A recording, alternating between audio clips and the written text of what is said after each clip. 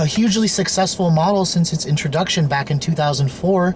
Today I'm driving the 2015 Mazda 3 hatchback. Let's take a look and see if the company's bestseller still permeates with the brand's Zoom Zoom DNA.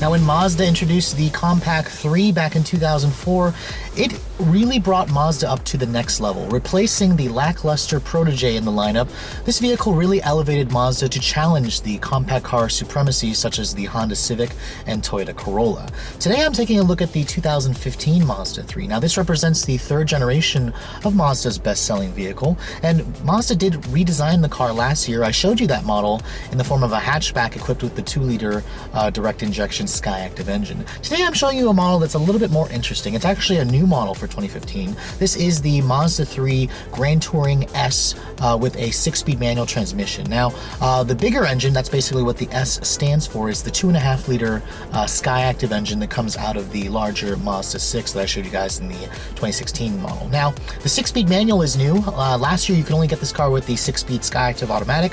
Great transmission, great pairing in the Mazda 6 that I showed you guys earlier. However, in the 3 with the 6-speed, it really will appeal to a lot of enthusiasts out there. Now, and this is basically the best Mazda 3 you can get until the company reintroduces the Mazda Speed 3, hopefully next year. Regarding the styling of the car, it sports the Kodo design language that Mazda introduced back in the CX-5 2 years ago. You can see the front end has just been completely cleaned up. It looks much more aggressive, much more premium versus the silly, goofy grin of the second generation Mazda 3. Now, my particular model has a new appearance package that you can see here. It adds the black mirrors, the black front spoiler, black side sills, and black rear underbody spoiler. It's about a $1,700 option. It really makes the car look much more aggressive, especially when you look at the rear with that rear black spoiler. This car almost looks like a Mazda Speed 3. In fact, driving it around DC, I definitely had some people checking this car out thinking it was the all-new Speed 3, especially with these 18-inch wheels that come standard on the S model. They really do fill out the wheel wells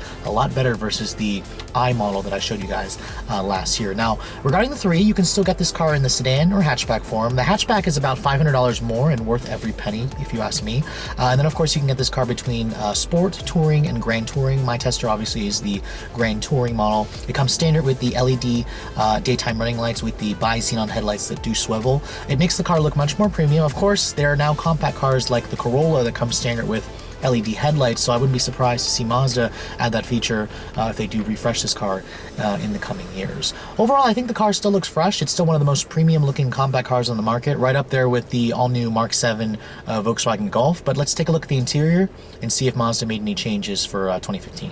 Now, just like the exterior, the interior of the 2015 Mazda 3 really exudes a more premium design. My particular tester has the two-tone almond leather, which looks fantastic, especially with the red stitching. It just makes the interior much more bright. And now, stepping inside the cabin, it's a pretty easy step in height, as this is a compact sedan. When you shut the door, it has a pretty solid thunk to it, so there's that quality feel that you associate with a Mazda 3. Now, on the touring models and up, you're going to get standard Mazda's smart key access system. This is the same key fob they've been using for years now. It's a good key fob. I kind of wish that I kind of think they should update it soon, but nonetheless, it's very slim. It's very easy to put in your pocket. But this vehicle, of course, you can see here, is equipped with the new 6-speed manual. All you have to do is put the clutch in and then push the button to fire up the engine.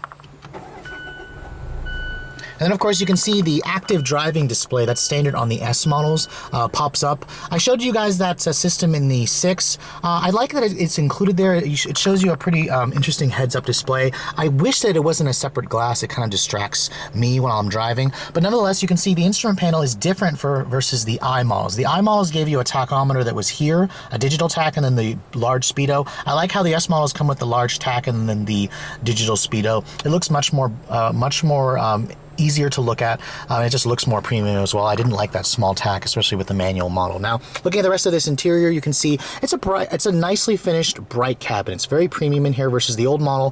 Had materials that were falling behind. It was very dark in here, where you can see Mazda's added some alloy look trim here, some chrome pieces around the vents just to brighten up the cabin. You have a soft touch dashboard material with some faux carbon fiber look on the instrument panel hood. It's the same thing here, soft touch materials with a aluminum look door handle, some more faux carbon fiber. The window's automatic up down for the driver only. All the other windows are not one touch. There's a nice padded armrest right here that's leather stitched where your elbows are going to rest. And then of course the center stack is dominated by Mazda's new infotainment display.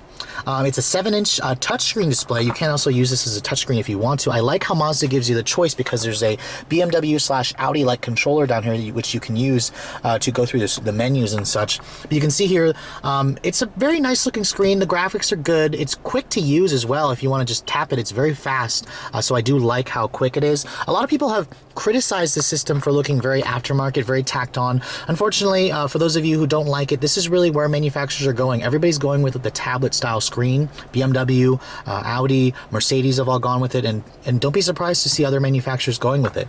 It's a very it's grown on me. I still think it's a little too aftermarket looking. I like the screen in the Mazda 6. The interior in the Mazda 6 of course is elevated even more, but you do have features like heated seats, dual zone automatic climate control.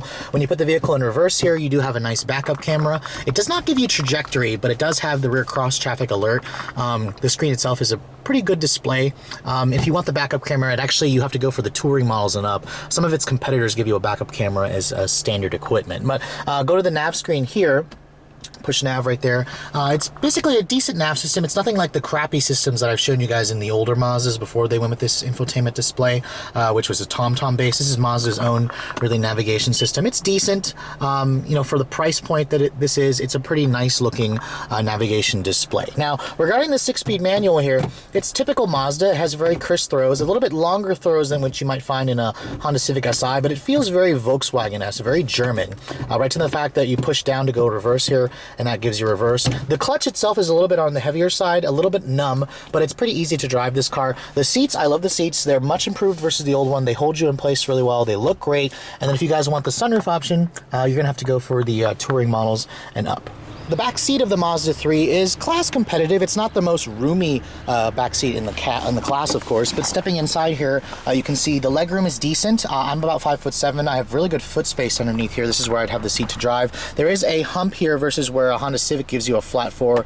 There's no vents back here, but when you shut the door, the materials back here are actually hard touch plastic versus the front where it's soft touch, but you do have nice leather stitching right there where your elbows are gonna rest. The seats, of course, this is a hatchback fold down 60/40, and you have a nice armrest here with some cup holders and then just one map pocket on the passenger side. Now, you guys know me, I love hatchbacks. I love the fact that you can still get this car in a hatchback. I would pick it over the sedan any day.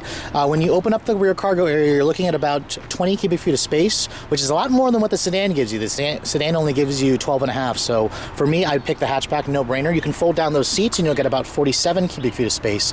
And then of course, you guys can get rid of this tonneau cover to make it look a little bit more spacious. I mean, overall, this is a really practical car.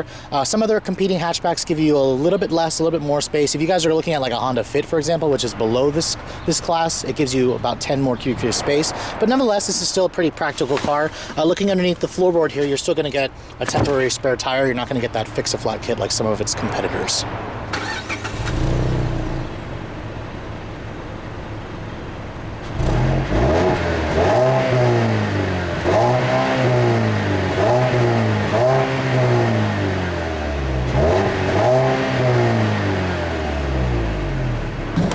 So what's going on underneath the hood of this Mazda 3? You can see this is the company's corporate 2.5 liter SkyActiv-G 4-cylinder engine. It has direct injection, it has a special exhaust manifold. This engine has a very high compression ratio versus a lot of other competing gasoline direct injection engines. Now, this is the bigger engine. I showed you guys the smaller 2 liter, which made 155 horsepower. This makes 184 horsepower and 185 foot-pounds of torque. The horsepower number for me is class competitive. The torque is pretty good.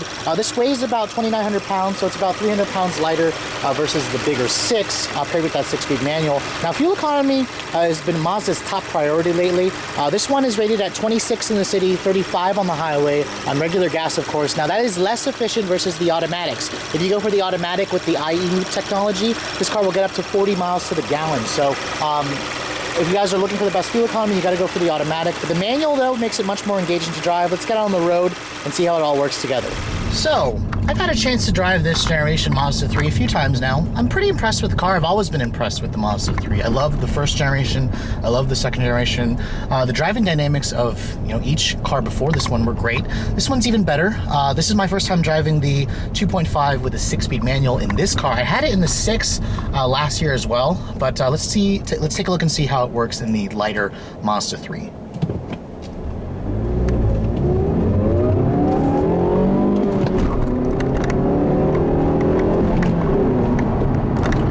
Now, this car is very fun to drive. It definitely lives up to Mazda's Zoom Zoom tagline. Compared to the other cars in the class, they just seem incredibly boring next to the 3, to be honest, especially vehicles like the Toyota Corolla and the Honda Civic, the non-SI models, of course. The 2.5 certainly gives this car a lot more power. Let's dip into that throttle again and see just how it does again.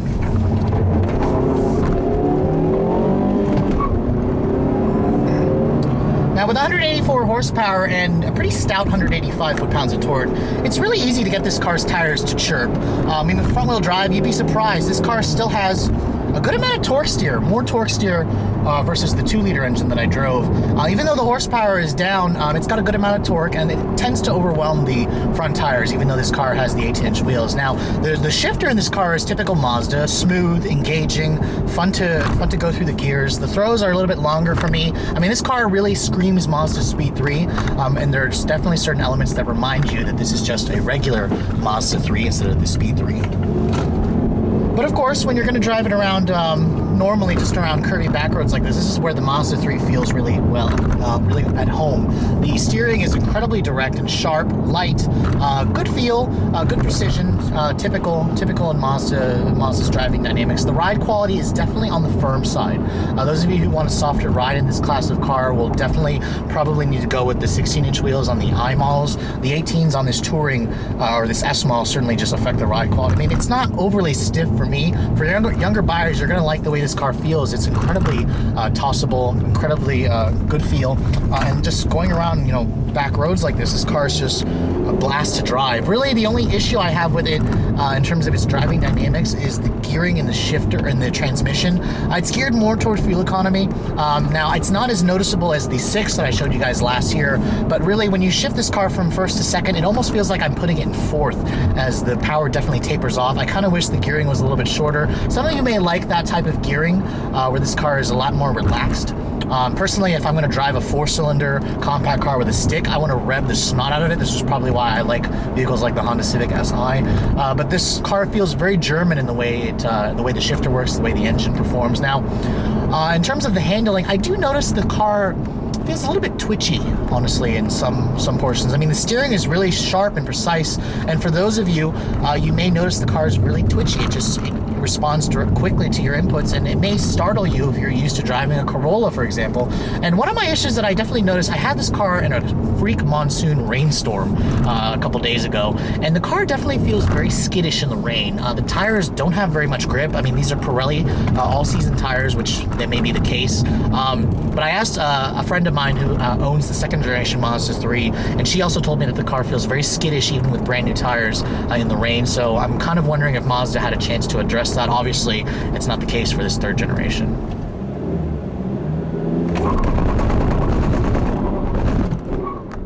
You can see here, when you just drive this car a little bit aggressively, don't try that at home unless you guys know what you're doing. There's a little bit of wheel hop, a good amount of wheel hop actually, and some torque steer. I mean, it reminds me of a Speed 3. A Speed 3 is way worse than this, but stuff like that, it definitely makes this car much more comical. I mean, that was like a 2000 clutch drop, so I wouldn't really try it at home, but I can do that in a Civic Si, for example, and it's not that bad in terms of the wheel hop, so this car could definitely use much stiffer motor mounts, I think, and stickier tires from the factory.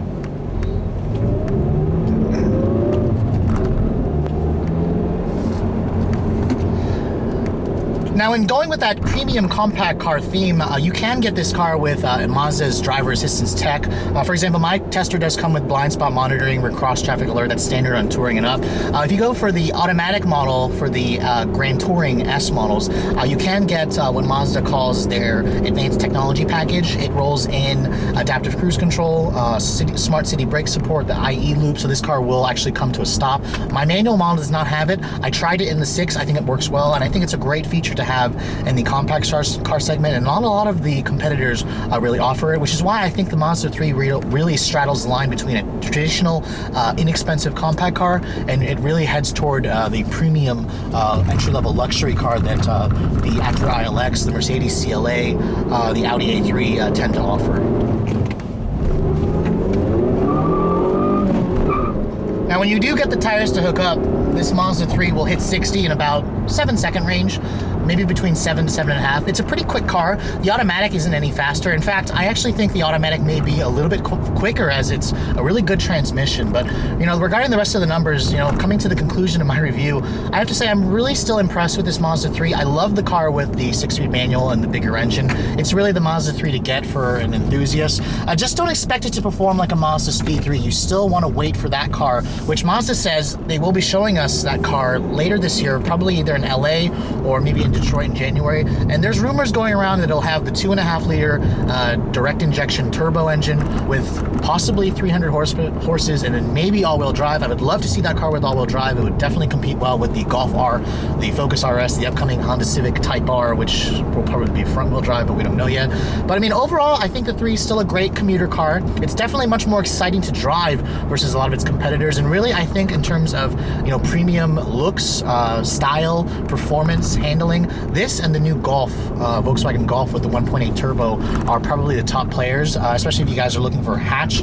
Now, of course, with all this premium looks and driving dynamics, you're probably wondering what the price is. Now, the Mazda 3 is more expensive than a lot of its competitors. If you guys look at the sedan model, it starts at about $16,900, which is a pretty good price. That's for an SV model that isn't available on the hatchback model. Now, the hatchback is about $500 more. I think it's worth every penny. My particular one, of course, is the S model Grand Touring. Now, this starts at about just over $25,000, and then my tester has the appearance package for another $1,800. That pushes the price to about $28,300, which makes it about $1,000 to $2,000 more than your fully loaded Honda Civic. And then, of course, if you guys want the automatic, that's another $1,200 or $1,000 more. And then if you want the advanced driving technology package, that's another like $2,500. I mean, if you guys really push this car with every options, this car will top $30,000, which is a new high. I mean, a compact car for mid-sized car money. Or you could also buy, you know, entry level or